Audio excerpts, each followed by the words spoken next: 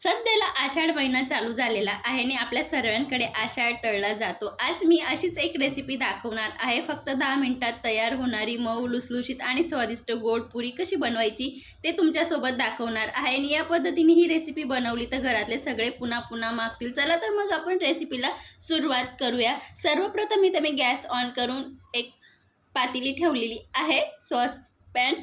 तर त्याच्यामध्ये आपल्याला एक वाटी गूळ मी बारीक कट करून घेतलेला आहे।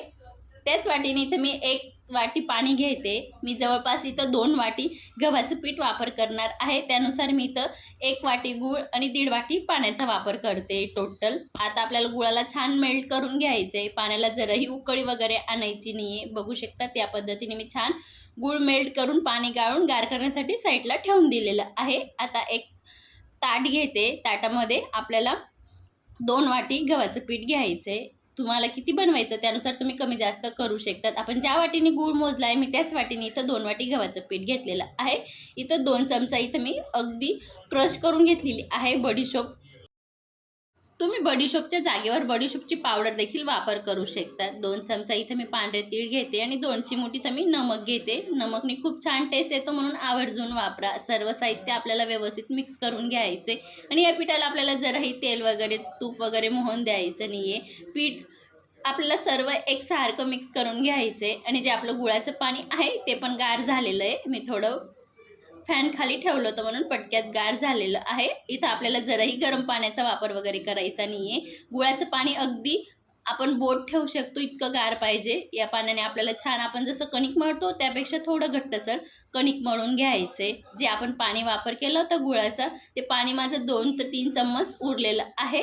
शक्यतो तुम्हाला जास्त देखील लागू शकतं आणि कमी किंवा लागू शकतं, अगदी पिठावर डिपेंड असतं की किती पाणी लागणार त्यानुसार, पण 2 स्पूनच्या वरती लागणार नाही। इथं मी घट्टसर गोळा मळून घेतलेला आहे आणि हे पद्धतीने पीठ मळलं की पुरी खूप छान होते आणि अगदी टम्म फुगतात।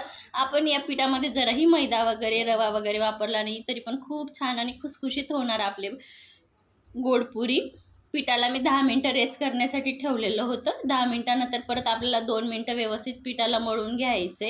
हे पीठ तेव्हापेक्षा आता थोडं सैल झालेलं आहे। 10 मिनटानंतर थोडं रेस्ट होऊन पीठ थोडं हलकं सैल झालेलं असल्यामुळे लाटायला खूप इझी जाणार। आता आपल्याला एक एक करून लाटी बनवून घ्यायची। मी एकसारखे सर्व पोर्शनमध्ये अशी लाटी बनवून घेणार आहे। याच्याने काय होणार की पुरी लाटायला खूप पटापट होतं। आता आपण साईडला ठेवून देऊया। इथं मी एक पोळपाट घेते। सर्वप्रथम इथं मी पोळपाटावर एक लाटी ठेवून घेते। लाटीला मी जराही तेल वगैरे लावलं नाही, पोळपाटाला पण लावलं नाही, तरी पण खूप छान पद्धतीने तर आपली पुरी लाटली जाते। बघू शकतात जराही पोळपाटला चिपकत वगैरे नाही आहे। मी वरून थोडं खसखस लावते, अगदी हे ऑप्शनल आहे, तुम्ही नाही लावलं तरी चालेल। परत आपल्याला 2-3 वेळेस व्यवस्थित लाटून घ्यायचं आहे। याच्याने काय होणार की जे आपलं खसखस आहे ते पुरीला छान आतपर्यंत लागेल आणि जराही वरती वगैरे येणार नाही।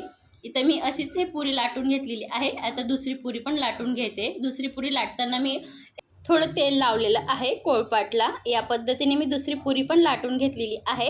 आता मी एक वाटी घेते जिच्याने आरामात कट करता येईल। अगदी तुमच्याकडे कटर असेल तर कटरचा वापर करा किंवा वाटी ग्लास कशानेही कट करू शकतात।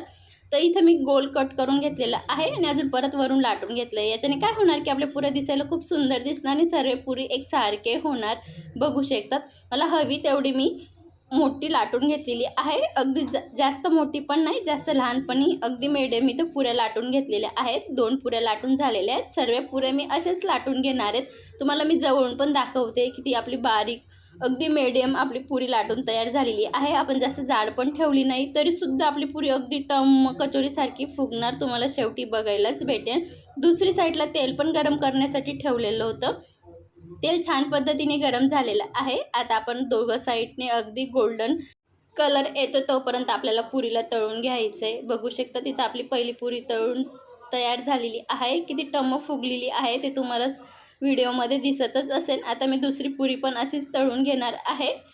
बघू शकता त्या पद्धतीने मी सर्व पुऱ्या अशाच तळून घेणार आहे। दुसरी पुरी पण आपली छान टम्म फुगलेली आहे आणि खसखस लावल्याने खूप सुंदर दिसते। बघू शकतात जराही तेलकट वगैरे झालेली नाही। मी आतून तोडून पण दाखवते। बघू शकतात किती छान झालेले आहेत आणि अगदी प्रवासामध्ये तुम्ही 7 ते 8 दिवस घेऊन जाऊ शकता, तेवढे टिकतात हे पुरी. आजची रेसिपी कशी वाटली कमेंटमध्ये नक्की सांगा आणि या पद्धतीने एकदा नक्की बनवा. अशाच मस्त आणि जबरदस्त रेसिपीसोबत भेटूया. तोपर्यंत धन्यवाद.